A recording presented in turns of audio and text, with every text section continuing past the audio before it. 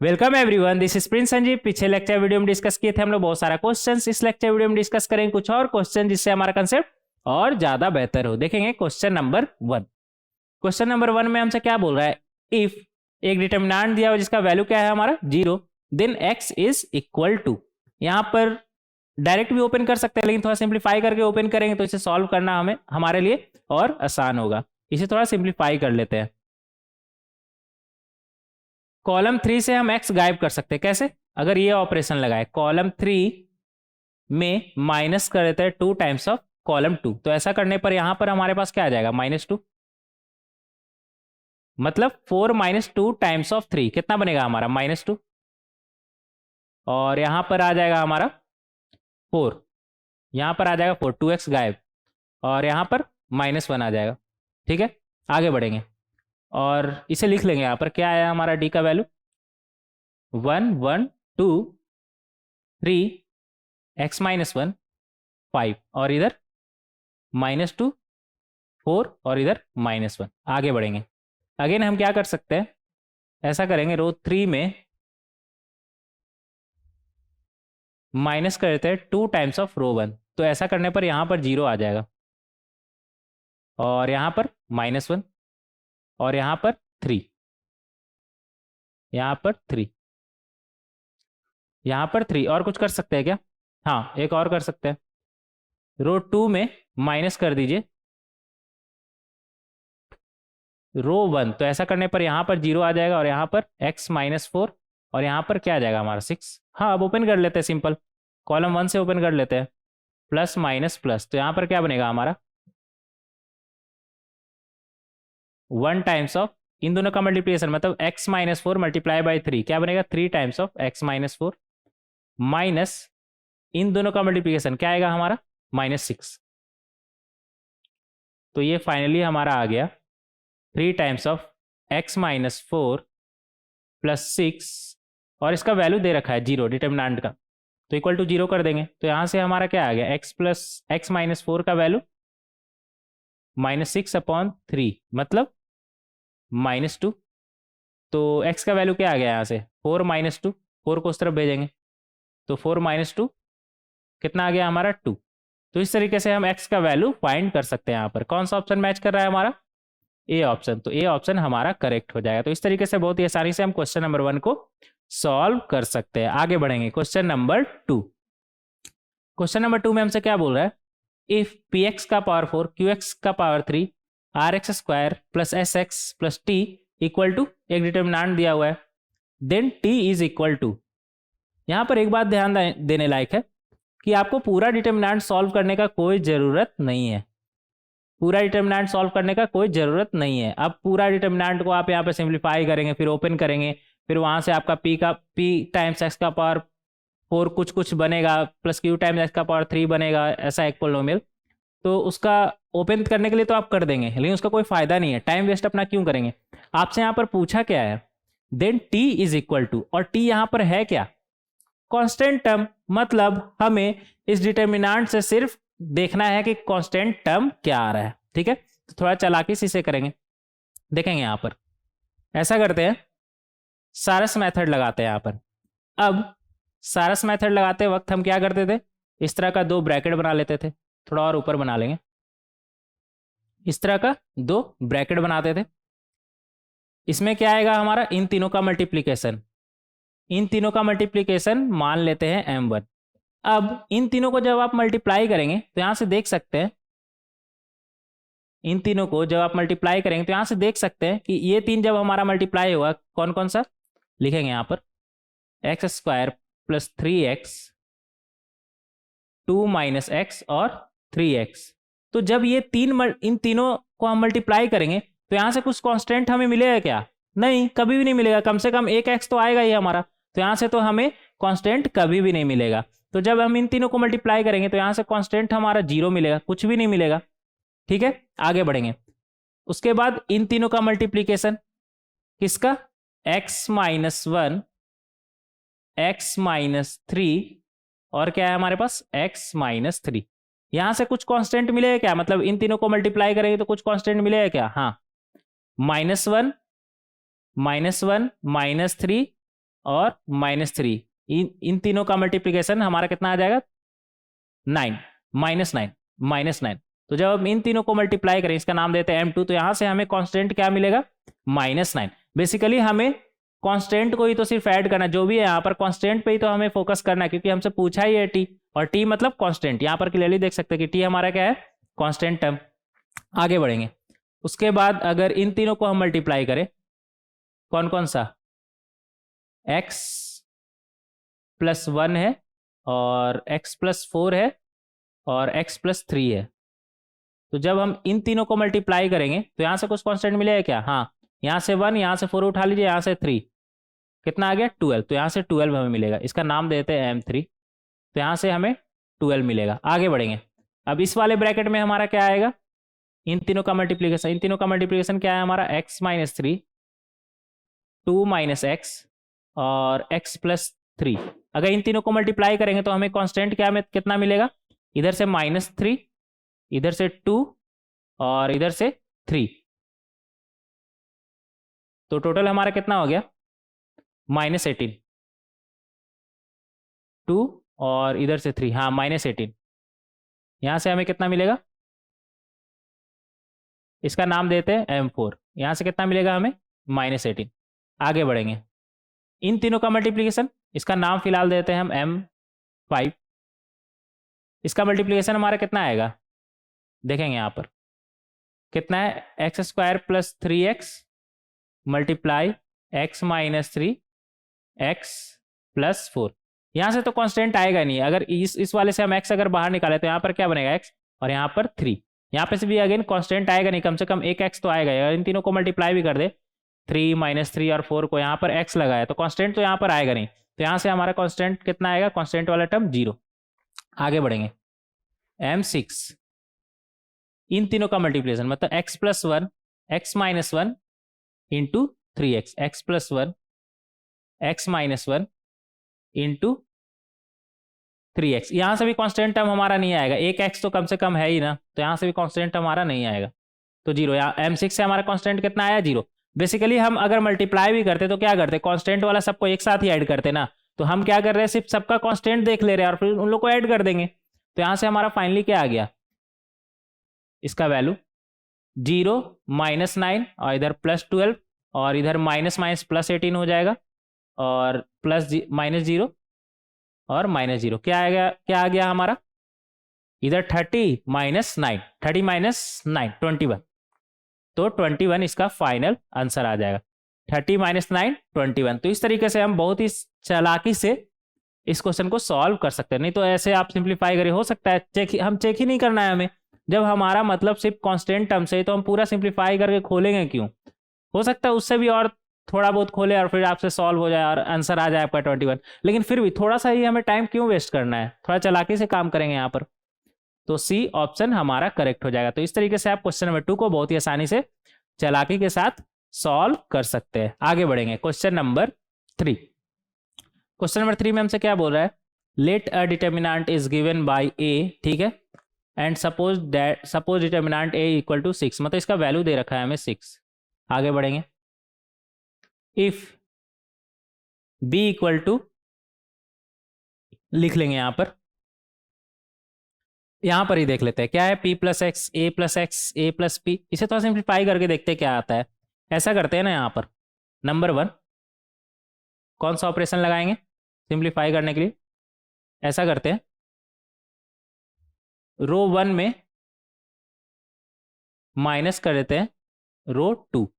तो यहाँ से आ जाएगा हमारा p - a, इसके जगह पे क्या आ जाएगा हमारा p - a। यहाँ पर क्या आ जाएगा q - b, और यहाँ पर क्या आ जाएगा हमारा r - c, ठीक है, इसे हटा देते हैं, q - b r - c। दूसरा ऑपरेशन रो 2 पर लगा दे क्या, रो 2 पर लगा देते हैं, रो 2 माइनस रो 3। तो यहाँ से आ जाएगा हमारा x - p,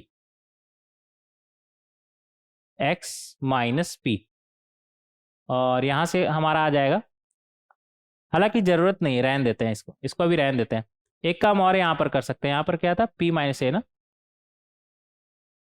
ये सेकंड ऑपरेशन रहने देते हैं। ऐसा करते हैं, दूसरा ऑपरेशन लगाएंगे क्या, रो 3 पर, रो 3 में ऐड कर देते हैं रो 3 में ऐड कर देते हैं रो 1, उससे होगा क्या, p माइनस ए, और यहाँ पर क्या है a प्लस पी, तो ये दोनों को जब हम ऐड करेंगे तो a कैंसिल, क्या बचेगा हमारे पास 2p।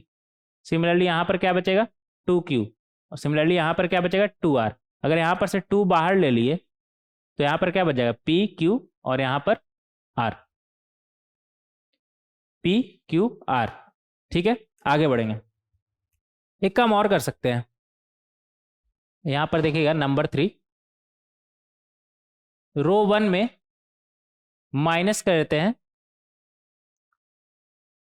रो 1 में माइनस कर देते हैं रो 2,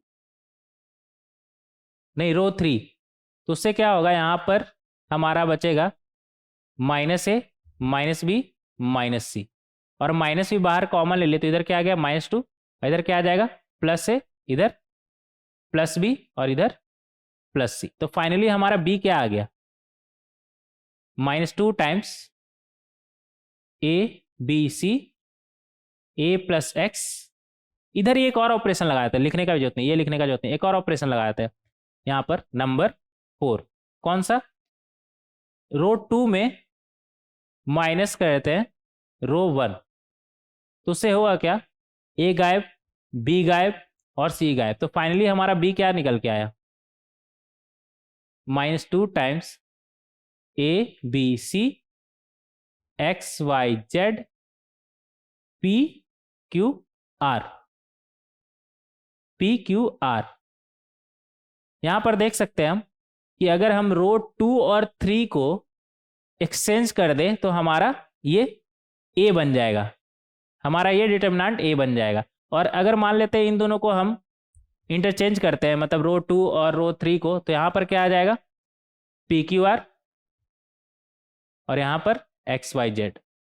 लेकिन ऐसा करने पर एक माइनस साइन भी बाहर में आएगा साथ ही में, तो ये फाइनली हमारा क्या बन गया माइनस माइनस प्लस, इधर 2 हो जाएगा, और ये क्या लिखा हुआ है हमारा ए ही तो है, और ए का वैल्यू कितना था 6, तो बी का वैल्यू हमारा कितना आ जाएगा 2 × 6 12। तो इस तरीके से बहुत ही आसानी से हम क्वेश्चन नंबर 3 को भी सॉल्व कर सकते हैं। कौन सा ऑप्शन करेक्ट हो जाएगा हमारा, सी ऑप्शन, सी ऑप्शन हमारा करेक्ट हो जाएगा। आगे बढ़ेंगे क्वेश्चन नंबर 4। क्वेश्चन नंबर 4 में हमसे क्या बोल रहा है, let f x equal to इतना, ठीक है, then the maximum value of f x is, f x को सिंप्लीफाई करके देख लेते हैं हमारा क्या आ रहा है। ऐसा करते हैं, नंबर 1 कलर चेंज, रेड पे रेड तो दिखेगा नहीं, कलर चेंज। ऐसा करते हैं रो 1 में माइनस करते हैं रो 2, तो ऐसा करने पर साइन स्क्वायर एक्स गायब, और इधर क्या आ जाएगा हमारा -1, इधर आ जाएगा हमारा -1, और इधर इधर तो 0 ही आ गया ना, इधर 0 आ जाएगा।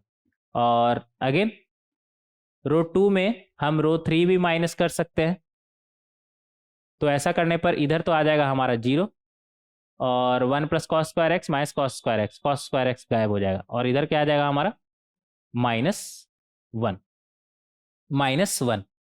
और पहले लिख लेते हैं इसे, ऐसा ना हो कि हम ही भूल जाए क्या क्या लिखे थे। 1 0 साइन स्क्वायर एक्स, और इधर क्या है -1 1 cos स्क्वायर एक्स, और इधर क्या है 0 -1, और कितना आया था 1 + 4 टाइम्स ऑफ साइन 2x।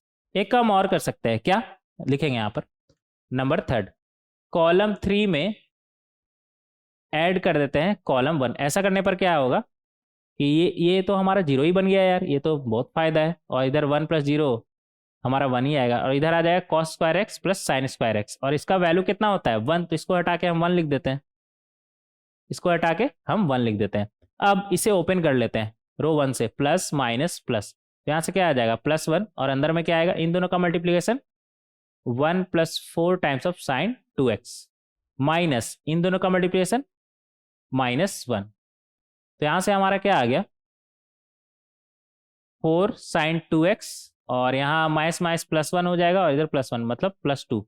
और यहाँ पे पूछा क्या है maximum value of f x, तो हमारा फाइनली एफ एक्स आ चुका है 2 + 4 times of sine 2x। Maximum value इसका कैसे निकलेगा, यहाँ पर साइन 2x पे ही सारा खेल है, साइन 2x पे ही सारा खेल है, तो यही मैक्सिमम हो जाए तो ओवरऑल तो हमारा मैक्सिमम आएगा ना, और साइन 2x का मैक्सिमम वैल्यू हमारा कितना आ सकता है 1, तो यहाँ से एफ एक्स का अगर मैक्स वैल्यू का बात करें तो वो हमारा क्या कितना हो जाएगा 2 + 4 टाइम्स 1, मतलब 2 + 4 मतलब 6, मतलब 6। फाइनल आंसर 6 कहाँ गया?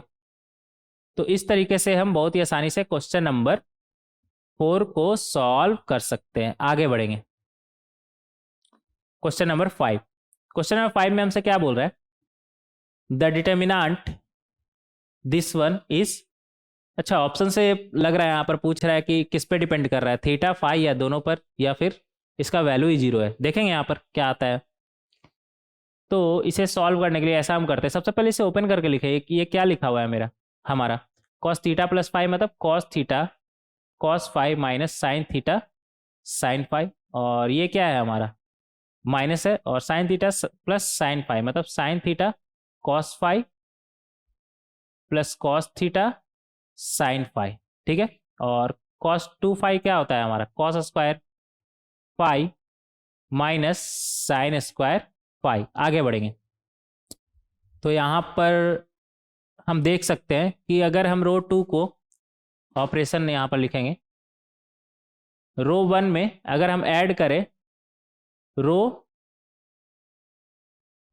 Sign phi times of row 1 plus cos theta times of ये सॉरी रो 2, और यहाँ पर ये गलत लिख दिया यार, यहाँ पर रो 1 में क्या ऐड करना है हमें, sine phi times of row 2 plus row 3 में रो 1 में और क्या ऐड करना है हमें, कॉस थीटा है ना इधर, तो इधर आ जाएगा हमारा phi plus cos phi times of row 3। तो ऐसा करने पर ये हमारा हो जाएगा 0, ये हमारा हो जाएगा 0, मतलब sine theta sine phi plus minus में है दोनों तो कैंसिल, और यहाँ पर कॉस थीटा कॉस फाई तो वो भी हमारा कैंसिल। सिमिलरली अगर इधर देखें तो इधर हमारा आ जाएगा cos theta sine phi, cos theta sine phi, और इधर साइन थीटा कॉस फाई। हाँ ये भी हमारा कितना हो जाएगा 0, ये भी हमारा कितना हो जाएगा 0। इधर आएंगे यहाँ पर ये है हमारा, अब इसमें से अगर हम माइनस करें,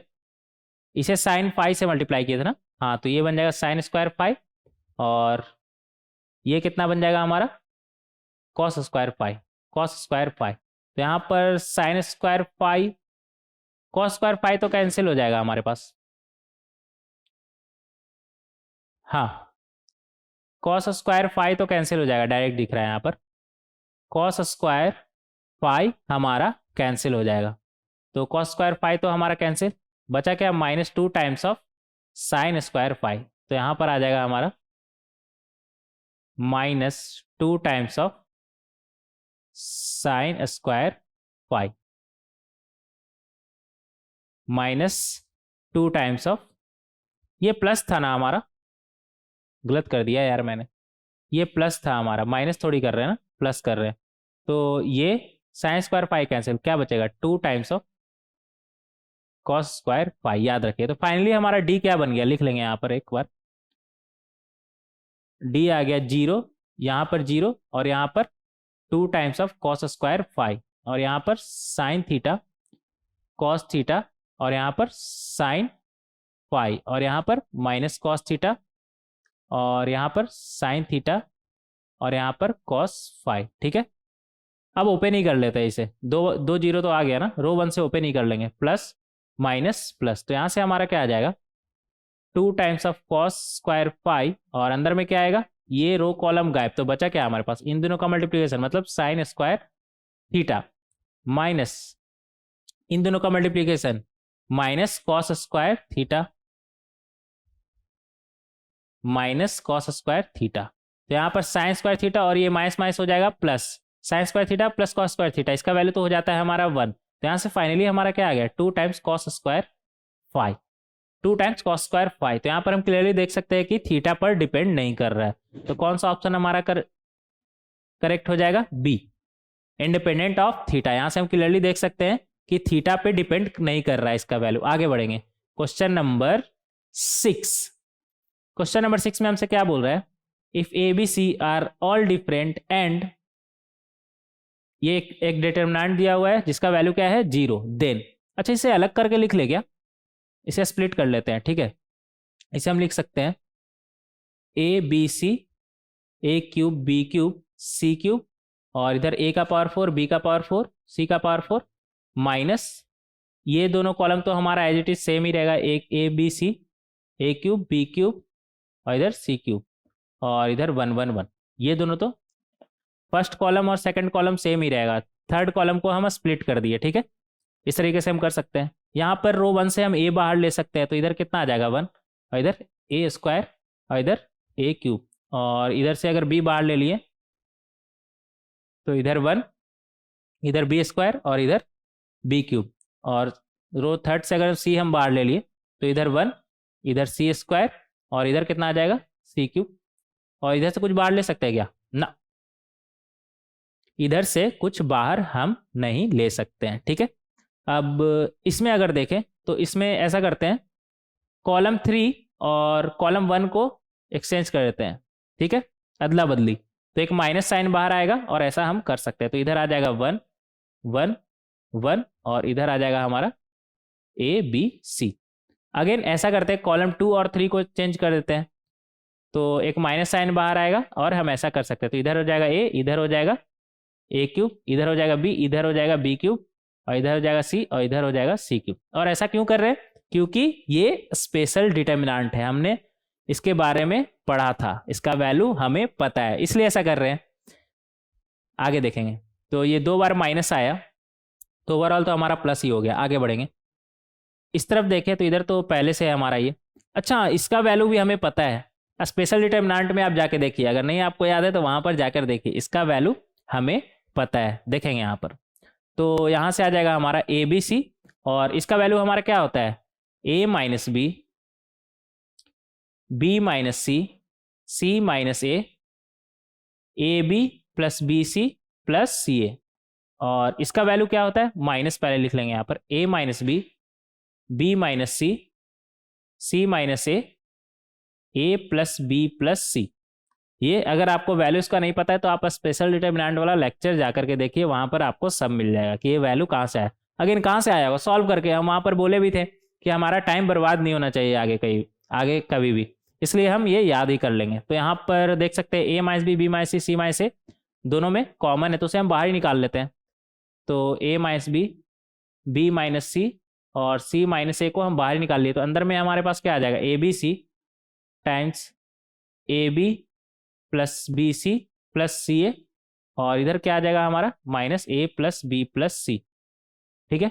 और इक्वल टू 0 बोल रहा है ना इस डिटर्मिनेंट का वैल्यू, इक्वल टू 0 बोल रहा है इस डिटर्मिनेंट का वैल्यू। अब एक बात ध्यान दीजिएगा, यहाँ पर ए बी सी हमारा डिफरेंट बोला, ऑल डिफरेंट, मतलब ए बी सी हमारा बराबर नहीं। अब ए बी सी बराबर नहीं है तो ए माइनस बी हमारा कभी 0 हो नहीं सकता, बी माइनस सी भी हमारा कभी 0 हो नहीं सकता, सी माइनस ए भी हमारा कभी 0 हो नहीं सकता, मतलब ये तीनों हमारा कभी भी 0 नहीं हो सकता। तो इन सभी का प्रोडक्ट 0 कब आएगा? एक ही पॉसिबिलिटी बनता है कि ये हमारा 0 हो जाए, ये हमारा 0 हो जाए, मतलब A B C times A B plus B C plus C A minus A plus B plus C हमारा 0 हो जाए, तभी इन सभी का प्रोडक्ट हमारा 0 आएगा। तो यहां से हमारा क्या आ गया? A B plus B C plus C A equal to A plus B plus C. कौन सा ऑप्शन मैच कर रहा है हमारा? A option. तो ए ऑप्शन हमारा करेक्ट हो जाएगा। तो इस तरीके से क्वेश्चन नंबर 6 को हम बहुत ही आसानी से सॉल्व कर सकते हैं। आगे बढ़ेंगे, क्वेश्चन नंबर 7। क्वेश्चन नंबर 7 में हमसे क्या बोल रहा है? इफ द डिटर्मिनेंट, और एक डिटर्मिनेंट दिया हुआ है, splits into exactly k determinants of order 3। आगे क्या बोल रहा है? Each element of which contains only one term, then the value of k each. मतलब सिंपल सा बात है, इसको हम अगर स्प्लिट करें तो टोटल कितना डिटर्मिनेंट हमारा बनेगा। अच्छा, यहां पर एक बात का ध्यान दीजिएगा, अगर मान लीजिए यहां पर लिखा होता है स्प्लिट्स इनटू एग्जैक्टली के नॉन जीरो डिटर्मिनेंट, एग्जैक्टली के नॉन जीरो डिटर्मिनेंट, तो वहां पर हमें चेक भी करना होता कि स्प्लिट करने पर ऐसा नहीं ना है कि वो डिटर्मिनेंट का वैल्यू 0 आ जा रहा है। तो यहाँ पर ये दिया नहीं है तो हम बच गए, हमारा काम बहुत ही आसान है, बहुत ही आसान है, इसमें ज़्यादा कुछ दिमाग नहीं लगाना। क्योंकि अगर यहाँ पर बोल देता स्प्लिट्स इनटू एग्जैक्टली के नॉन जीरो डिटर्मिनेंट, तो स्प्लिट करने के बाद हमें सारा डिटर्मिनेंट को चेक करना पड़ता है कि कहीं इसका वैल्यू 0 तो नहीं आ रहा है, ठीक है। तो यहाँ पर देख सकते हैं ए बी सी है, पी क्यू आर है, एल एम एन है, एक्स वाई जेड है, यू बी एफ है और एफ जी एच है। आगे बढ़ेंगे यहाँ पर, तो इसे स्प्लिट करने के लिए हम क्या करेंगे? ऐसा करते हैं, सबसे पहले इस तरीके से हम स्प्लिट कर लेंगे और रो 2 को और रो 3 को सेम रखते हैं और रो 1 को स्प्लिट करते हैं। तो रो 2 को सेम रखने का मतलब यहाँ पर अभी भी 2 एलिमेंट है, 2 एलिमेंट नहीं मतलब बी प्लस क्यू, इस तरीके से समझ आएगा। 1 + 1 मतलब 2 है, यहाँ पर एलिमेंट तो एक ही होगा ना। 2 कैसे आ जाएगा? टोटल कितना? 3 एलिमेंट होना चाहिए यहाँ पर, एलिमेंट 2 नहीं है, वो क्या है? बी प्लस क्यू, मतलब 2 है यहाँ पर। और यहाँ पर भी 2 है, यहाँ पर भी 2 है, और यहाँ पर भी 2 है। सिमिलरली यहाँ पर 2, और ये दोनों सेम भी है, ये दोनों सेम भी है। और यहाँ पर एक एक हो जाएगा। यहाँ पर क्या है हमारा? एज्यूम करके चलिए, मान के चलिए, लिखने से बच रहे हैं बस इसलिए, और कोई बात नहीं है। यहाँ पर हमारा क्या हो जाएगा? ए एल यू, और यहाँ पर पी एक्स एफ। एक से ही आप समझ जाएगा कि ये 2 पार्ट में स्प्लिट हो गया, रो 1 अब स्प्लिट हो गया। अब इसमें अगर देखें तो इसमें रो 1 और रो 2 को अगर हम सेम रखें तो ये अगेन 2 पार्ट में स्प्लिट हो जाएगा हमारा। तो रो 1 और रो 2 को हमें सेम रखना है। तो यहाँ पर अभी 1 + 1, यहाँ पर 1 + 1, यहाँ पर 1 + 1, और यहाँ पर भी 1 + 1, 1 + 1, 1 + 1, और नीचे वाला स्प्लिट हो गया। तो इधर इधर एक ही बचा अब हमारे पास।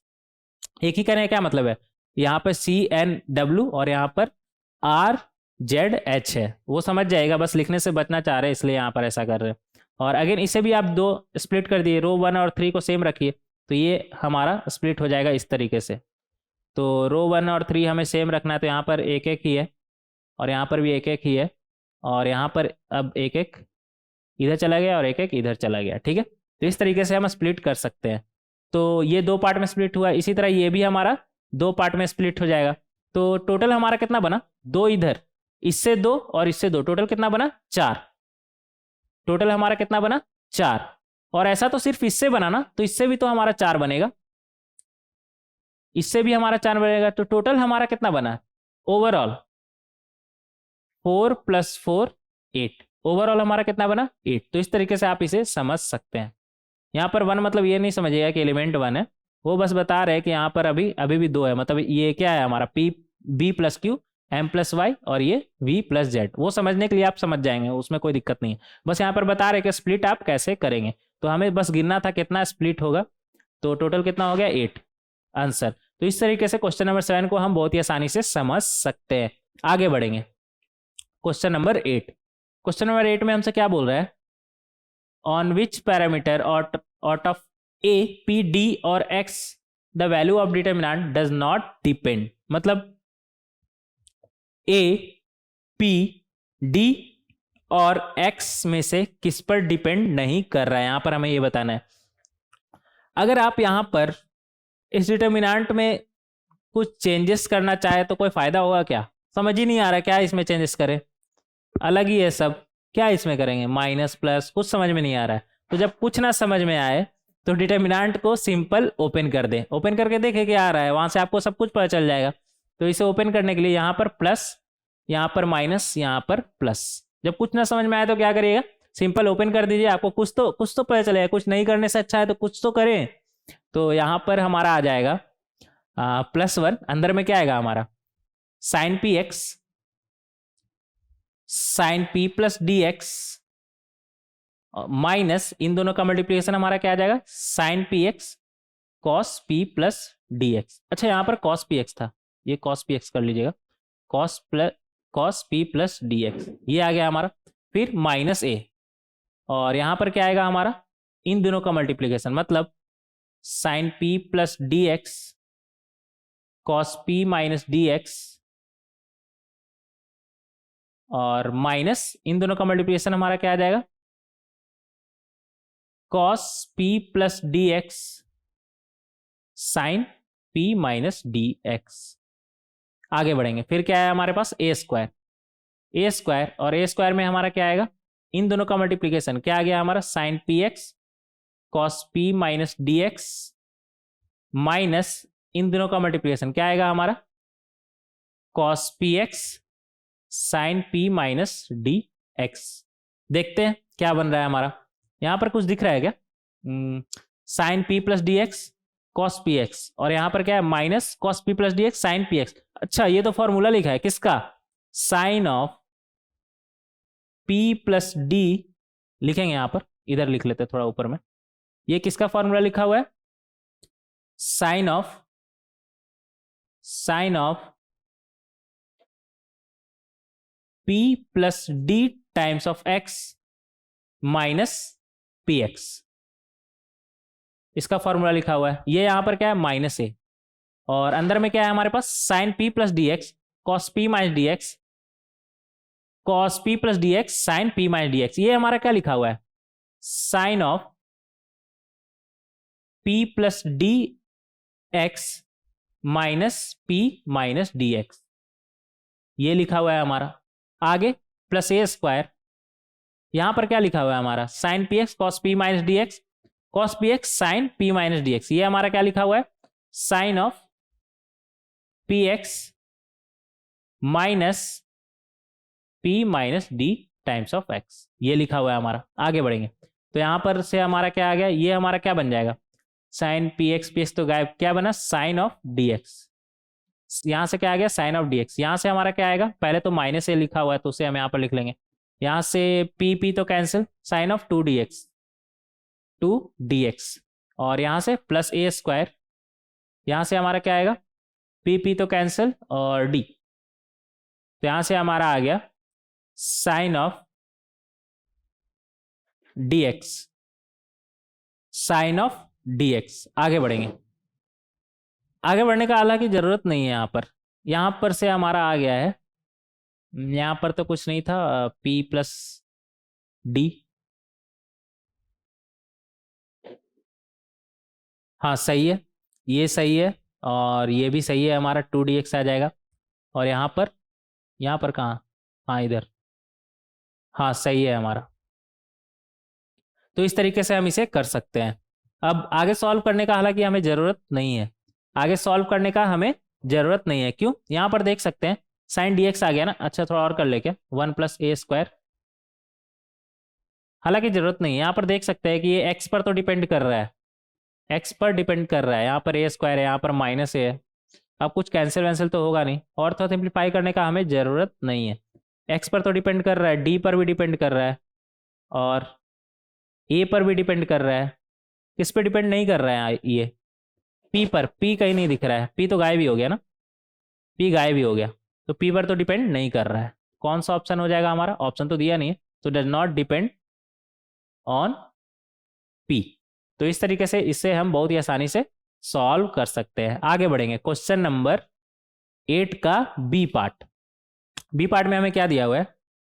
स्प्लिट कर ले क्या? सम लिखा हुआ है ना, स्प्लिट ही कर लेते हैं। तो इधर कॉलम 2 और कॉलम 3 को तो हम सेम ही रहने देंगे, यहाँ पर कॉलम 2 और कॉलम 3 को हम सेम ही रहने देंगे, एक्स वाई जेड। और यहाँ पर क्या आ जाएगा? एक्स क्यूब वाई क्यूब और यहाँ पर जेड क्यूब, और इधर 1 1 1, ये आ गया हमारा। ठीक है, तो फाइनली डी हमारा ये आ गया है। अब यहाँ पर हम चाहे तो रो 1 से अगर एक्स बाहर निकालिए तो यहाँ पर स्क्वायर हो जाएगा, यहाँ पे एक्स और यहाँ पर 1। सिमिलरली अगर वाई निकाल लिए तो यहाँ पर स्क्वायर, यहाँ पर वाई, यहाँ पर 1। सिमिलरली अगर जेड निकाल लिए तो यहाँ पर स्क्वायर, यहाँ पर जेड और यहाँ पर 1। और कुछ कर सकते हैं क्या? हाँ, यहाँ पर इन दोनों को एक्सचेंज कर देते हैं, मतलब अदला बदली। किसे? कॉलम 1 और कॉलम 3 को। तो ऐसा करने पर एक माइनस साइन बाहर आएगा हमारा, बदल देते हैं। बदलने में कितना ही टाइम लगता है? एक्स स्क्वायर वाई स्क्वायर, इधर कितना आ जाएगा? जेड स्क्वायर, और इधर 1 1 1 1 1 1। इधर भी कर सकते हैं क्या? हाँ कर सकते हैं। तो माइनस बाहर आ जाएगा, इधर माइनस बाहर आ जाएगा। इधर किससे करेंगे? कॉलम 2 से कर लेते हैं। ठीक है, कॉलम 2 और 3 को एक्सचेंज कर लेते हैं। तो यहाँ पर x और इधर एक्स स्क्वायर, इधर y, इधर वाई स्क्वायर, इधर z, इधर जेड स्क्वायर, और ये माइनस साइन, और इक्वल टू यहाँ पर 0 दिया हुआ है, तो बोथ साइड माइनस से मल्टीप्लाई करें तो ये दोनों तो प्लस बन गया, और ये दोनों सेम ही है तो इसे लिख लेते हैं डी। डी, तो ये हमारा क्या लिखा है? D x y z plus 1 equal to 0। D, और इधर भी है ना डी, डी कॉमन ले लेते हैं। ठीक है, तो अगर हम डी कॉमन ले लें, इधर ही लिख लेते हैं, डी कॉमन ले लें, तो ये क्या लिखा हुआ? X y z plus 1 equal to 0। तो यहाँ से क्या आ गया? या तो डी 0 हो जाए या फिर एक्स वाई जेड हमारा -1 होगा। पहले चेक कर लेंगे डी 0 हो रहा है कि नहीं। डी हमारा क्या था, ये डी यही तो था ना हमारा। और अच्छा ये तो स्पेशल डिटर्मिनेंट, इसका वैल्यू हमें पता है क्या, x minus y, y minus z, z minus x. और यहाँ पर एक्स वाई जेड हमारा सब डिफरेंट बोल रहा है, मतलब एक्स वाई जेड हमारा बराबर नहीं है। तो जब एक्स वाई जेड बराबर नहीं है तो ये तो जीरो होगा नहीं। ये जीरो कब होगा, जब एक्स हमारा वाई के बराबर होगा, तो ये तो जीरो होगा नहीं। सिमिलरली ये भी हमारा जीरो नहीं होगा, जब वाई के बराबर जेड होगा तभी ये जीरो हो सकता है ना, तो ये भी जीरो नहीं होगा। और जेड माइनस एक्स भी हमारा जीरो नहीं होगा, मतलब ये तीनों जीरो नहीं है। तो इन तीनों का प्रोडक्ट कैसे जीरो आ सकता है, मतलब डिटर्मिनेंट तो हमारा जीरो नहीं है। तो एक ही पॉसिबिलिटी बनता है हमारा कि एक्स वाई जेड का वैल्यू हमारा -1 हो जाए। तो इस तरीके से हम प्रूव कर सकते हैं कि एक्स वाई जेड का वैल्यू हमारा क्या है, -1।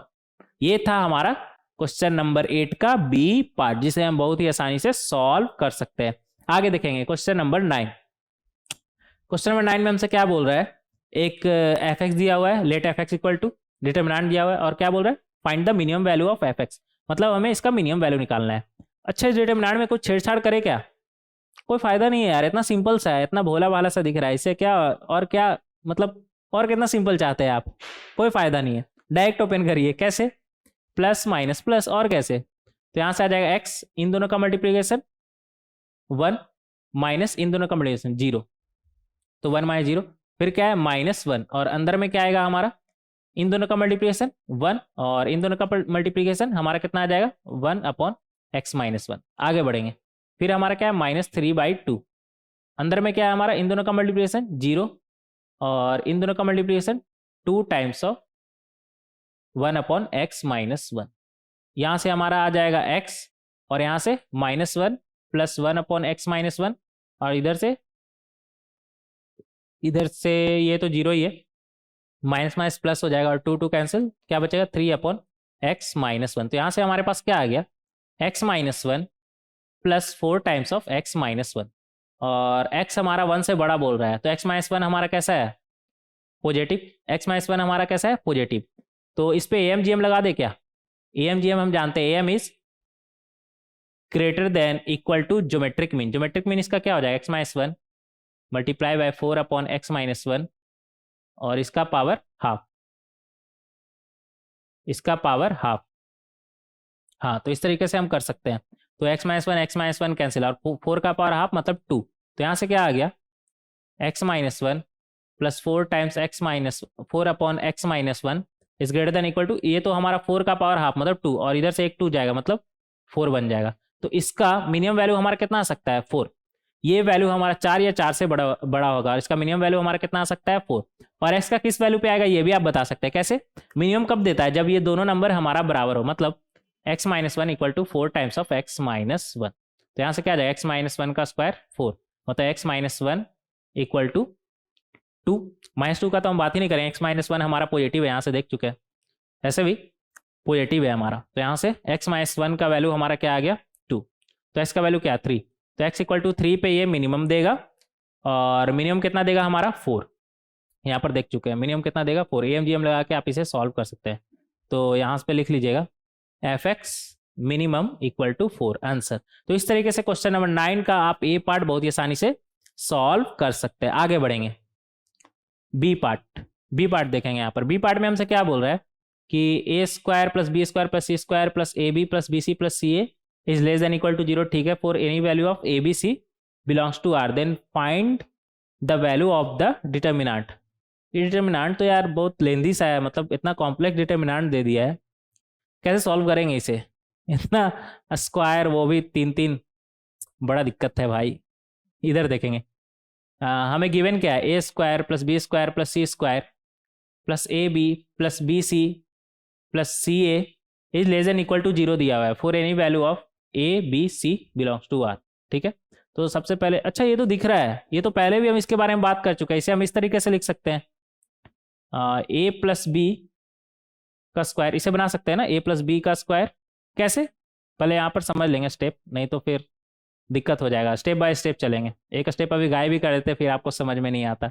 तो यहाँ पर इसे हम लिख सकते हैं a² + b² + 2ab plus b² + c² + 2bc plus c² + a² + 2ac। अब यहाँ पर आप बोलिएगा कि यहाँ पर तो एक ही a² था, एक ही b² था, एक ही c² था, और एक ही ab था, यहाँ पर तो सब कुछ 2-2 आ रहा है, तो हाफ से डिवाइड कर दीजिए, सिंपल, मतलब हाफ से मल्टीप्लाई कर दिए, मतलब 2 से डिवाइड कर दिए, सिंपल।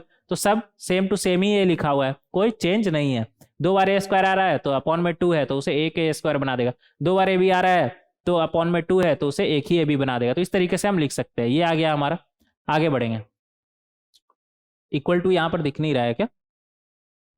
ये ब्लू समझ में नहीं आ रहा। हाँ अब ठीक है, ये आ गया हमारा। आगे ब्लू से ही कर लेते हैं कंटिन्यू। हाँ तो यहाँ से ये आ गया, तो इसे हम लिख सकते हैं हाफ। और अगर इसे हम देखें तो ये हमारा क्या लिखा हुआ है, a प्लस बी का होल स्क्वायर। ये हमारा क्या लिखा हुआ है, b प्लस सी का होल स्क्वायर। और ये हमारा क्या लिखा हुआ है, c प्लस ए का होल स्क्वायर। और ऐसा बोल रहा है लेस देन इक्वल टू 0।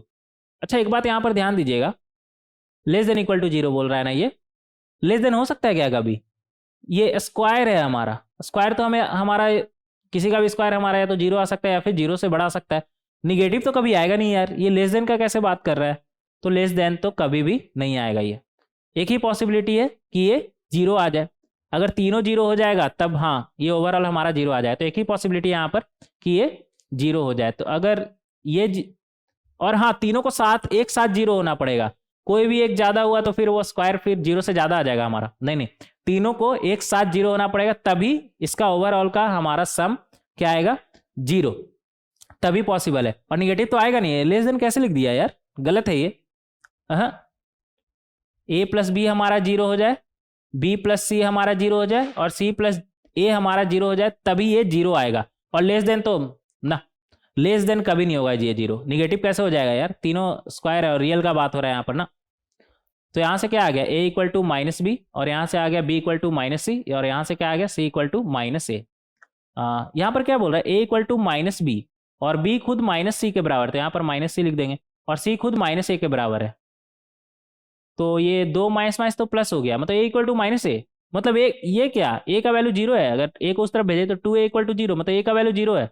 अब a 0 तो b c तीनों 0। मतलब यहाँ पर क्या है, ए बी सी तीनों हमारा 0 है। इतना घुमा घुमा के जो ये कंडीशन लिखा है, ये चीज जो इतना लिखा है, उससे क्या बताना चाह रहा है हमें कि ए बी सी तीनों हमारा 0 है। इसे सेटिस्फाई कर रहा है, मतलब एक ही वैल्यू हमारा सेटिस्फाई कर सकता है। कौन सा, ए बी सी तीनों हमारा 0 हो जाए, तीनों हमारा 0 हो जाए तभी इसे सेटिस्फाई करेगा। लेस देन इक्वल टू लगा, हाँ तो 0 इक्वल टू 0 हो रहा है ना, इक्वल टू भी अगर लेके चल रहा है हाँ तो इसे सेटिस्फाई कर रहा है। लेकिन एक यहाँ पर इस क्वेश्चन में दिक्कत है, मुझे तो दिक्कत क्लियरली दिख रहा है। यहाँ पर क्या साइन किसका लगाया, फॉर ऑल। फॉर ऑल मतलब यहाँ पर क्या बोला, less than equal to 0 for all. यहाँ पर क्या है, a B c belongs to real number. ऐसा थोड़ी है यार, सिर्फ x इक्वल टू 0, x नहीं है ना, a है।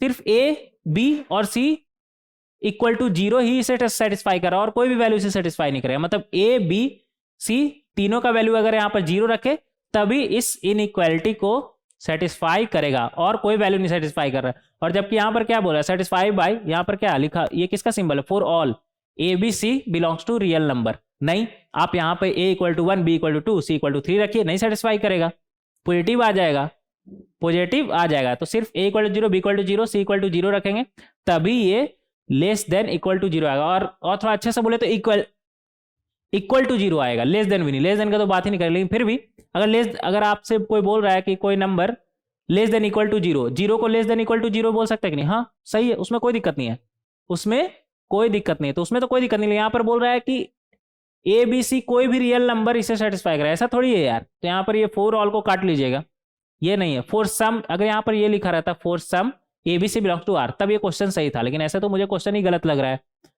मतलब जिसने भी बनाया है क्वेश्चन। फॉर ऑल कैसे हो जाएगा ना, फॉर ऑल तो होगा नहीं, फॉर ऑल नहीं होगा। एबीसी का हर वैल्यू को ये तो सेटिस्फाई कर नहीं रहा है, तो फॉर ऑल नहीं होगा, इसे काट दीजिएगा। इसके जगह आप लिख दीजिएगा for some a B c belongs to r. हाँ तब सही है, तब सही है, तब इसे हम आगे सॉल्व कर सकते। नहीं तो क्वेश्चन ही गलत, बोनस सिंपल, सबको नंबर मिलेगा फिर। तो ये सही है, फॉर ऑल को काट दीजिएगा। आगे बढ़ेंगे।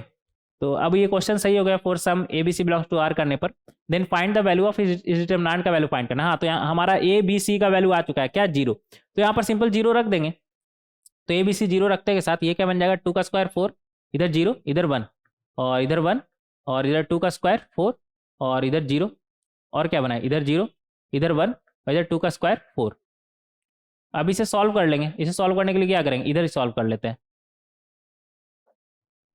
4 टाइम्स इन दोनों का मल्टीप्लिकेशन 16, इन दोनों का मल्टीप्लिकेशन 0, ये आ गया हमारा। फिर इधर तो माइनस ही है, तो माइनस 0, 0 के साथ कुछ भी रहे, और इधर +1, प्लस माइनस प्लस, तो यहाँ पे +1, और +1 के साथ क्या आएगा, इन दोनों का मल्टीप्लिकेशन 1, और इन दोनों का मल्टीप्लिकेशन माइनस टाइम्स 0। तो यहाँ से कितना आ गया, 16 टू 4 64, और इधर से 1, टोटल हमारा कितना आ गया 65। तो इस तरीके से क्वेश्चन नंबर 9 का बी पार्ट भी हम सॉल्व कर सकते हैं। लेकिन साथ ही साथ यहाँ पर ध्यान रखना है कि क्वेश्चन गलत है। क्वेश्चन क्यों गलत है, यहाँ पर बोल रहा है लेस देन इक्वल टू, मतलब एक कंडीशन दिया हुआ है, इफ एक कंडीशन इनइक्वालिटी दिया हुआ है और बोल रहा है less than equal to for any value of a B c belongs to r. तो ऐसा नहीं है, ए का ए बी सी का कोई वैल्यू रखेगा तो ऐसा नहीं कि लेस देन 0 ही आएगा, वो पॉजिटिव आ जाएगा।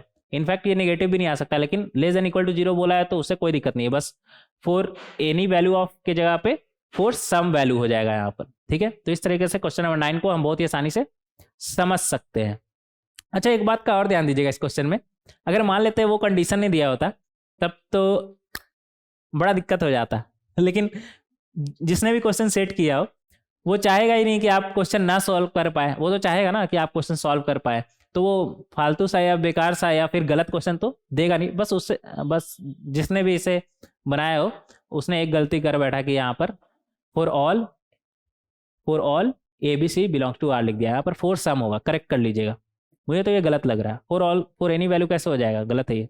फॉर एनी वैल्यू का मतलब क्या होता है कि ए बी सी का हर वैल्यू इसे सेटिस्फाई करेगा, जबकि 1 2 3 रखिए, 2 3 4 रखिए, कभी भी लेस देन इक्वल टू 0 नहीं आएगा, पॉजिटिव ही आएगा, इनफैक्ट पॉजिटिव ही आएगा। ठीक है, आगे बढ़ेंगे। Next question number 10। Question number 10 में हमसे क्या बोल रहा है, प्रूव डेट, और एक डिटर्मिनेंट दिया और उसको हमें इसके बराबर प्रूफ करना है। अच्छा, एक बात का इस क्वेश्चन में ध्यान दीजिए, कितना कॉम्प्लेक्स टाइप ये दिया हुआ है, लेकिन ये है नहीं कॉम्प्लेक्स। कैसे बताते हैं, आप ना इसे मान लीजिए x, इसे मान लीजिए y, और इसे मान लीजिए z। तो ये हमारा क्या लिखा हुआ है, x², इसे हमने क्या माना था x, तो इधर x² x1, इधर क्या आ जाएगा y², इधर y, इधर 1, इधर z², इधर z, और इधर 1। ये x² ही तो लिखा हुआ है, ये हमारा क्या है x² है, ये हमारा क्या है y² है, और ये हमारा क्या है z² है, और एक्स वाई जेड हमने इसे माना है। आगे बढ़ेंगे और यहाँ पे ऐसा करते हैं, कॉलम 1 और कॉलम 3 को एक्सचेंज, क्या बनेगा हमारा, इधर आ जाएगा 1 1 1, और इधर x² y² z²। लेकिन ऐसा करने पर एक माइनस साइन बाहर आएगा, तो माइनस साइन बाहर निकाल लेते हैं। तो ये हमारा क्या बन गया, माइनस टाइम्स, और इस डिटर्मिनेंट का वैल्यू हमें पता है क्या होता है, x minus y, y minus z, z minus x, और x हमारा ये है और y, x हमारा ये है, y हमारा ये है, तो इसमें माइनस करेंगे तो एक तरह से a² माइनस b² के फॉर्म में बन रहा है, a² माइनस b² के फॉर्म में बन रहा है। इसे हटा लेते हैं, ये छुप रहा है इसके वजह से। ठीक है, a² माइनस b² के फॉर्म में बन रहा है, तो a plus b, a minus b कर दीजिए। तो जब a प्लस बी करेंगे तो यहां से हमारा क्या आएगा, 2 टाइम्स गामा, और क्या आ रहा है हमारा माइनस डेल्टा, हाँ 2 times gamma minus delta, alpha beta तो कट जाएगा, और x माइनस वाई करेंगे तो वहां से हमें क्या मिलेगा, 2 टाइम्स बीटा माइनस अल्फा। ठीक है, तो इस तरीके से हम कर सकते हैं। सिमिलरली x माइनस वाई हमारा हो गया है, अब y माइनस जेड, तो y माइनस जेड मतलब इसमें से इसको घटाना है, तो अगेन a² माइनस b² के फॉर्म में बन रहा है, तो पहले a plus b, a minus b, तो प्लस करेंगे तो यहां से हमारा आ जाएगा 2 times alpha, 2 times alpha minus delta, और माइनस करेंगे तो 2 टाइम्स गामा माइनस बीटा। ठीक है, तो y माइनस जेड भी हमारा हो गया, और z माइनस एक्स हमारा क्या हो जाएगा, मतलब इसमें से इसे घटाना है, तो अगेन a² माइनस b² के फॉर्म में बन रहा है, तो क्या करेंगे a plus b, a minus b, तो पहले दोनों को प्लस करेंगे, तो प्लस करेंगे तो वहां से हमारा आ जाएगा 2 times beta, beta minus delta, और माइनस करेंगे तो 2 टाइम्स अल्फा माइनस गामा, ये बनेगा हमारा। अब यहाँ पर देखेंगे माइनस है इधर, और 2 कितना बार आ रहा है, 1 बार, 2 बार, 3 बार, 4 बार, 5 बार, 6 बार, 6 बार आ रहा है, तो मतलब 2 का पावर 6 मतलब 64। और अल्फा माइनस बीटा है कहीं पर गया, इधर इधर है, इधर से लेकिन बीटा माइनस अल्फा है, तो इसे हम लिख सकते हैं minus times of alpha minus beta, और बीटा गामा, ये अल्फा माइनस गामा है कहीं पर क्या, हाँ इधर है, तो इसे इधर लिख देंगे। तो इसे जो लिख देंगे उसे हम टिक मार देते हैं, ठीक है। और इधर अल्फा माइनस गामा, और अल्फा माइनस डेल्टा कहीं पर दिख रहा है क्या, हाँ इधर, तो अल्फा माइनस डेल्टा, और बीटा माइनस गामा, हाँ इधर है, लेकिन गामा माइनस बीटा है, तो इसे हम क्या लिखेंगे, minus times of beta minus gamma, एक ही बात है। गामा माइनस बीटा हमारा किसके बराबर होगा, माइनस बाहर ले लेंगे तो beta minus times of beta minus gamma के बराबर हो जाएगा। आगे बढ़ेंगे, और बीटा माइनस डेल्टा तो इधर ही है, तो यहाँ से बीटा माइनस डेल्टा, और कौन सा बचा, गामा माइनस डेल्टा कहीं पर है क्या, हाँ इधर है, तो गामा माइनस डेल्टा। तो इस तरीके से हम लिख सकते हैं। अब यहाँ पर देखिएगा ये माइनस और ये माइनस, तो माइनस माइनस मिलकर क्या बन जाएगा, प्लस। तो ओवरऑल हमारा यहाँ पर क्या आ गया, -64 times of alpha minus beta, alpha minus gamma, alpha minus delta, beta minus gamma, beta minus delta times gamma minus delta. और ये हमें प्रूफ भी करना था, तो यहाँ पर लिख देंगे equal to RHS, hence proof. देखिए कितना आसानी से हो गया, अगर इसे हमने x और इसे y इसे z मान लिया तो, नहीं तो फिर इतना लंबा कॉम्प्लेक्स बहुत दिक्कत हो जाता। फिर आगे बढ़ेंगे, नेक्स्ट लेक्चर वीडियो में डिस्कस करेंगे और भी बहुत सारा क्वेश्चन, जिससे हमारा कंसेप्ट और ज्यादा बेहतर हो। Thank you everyone.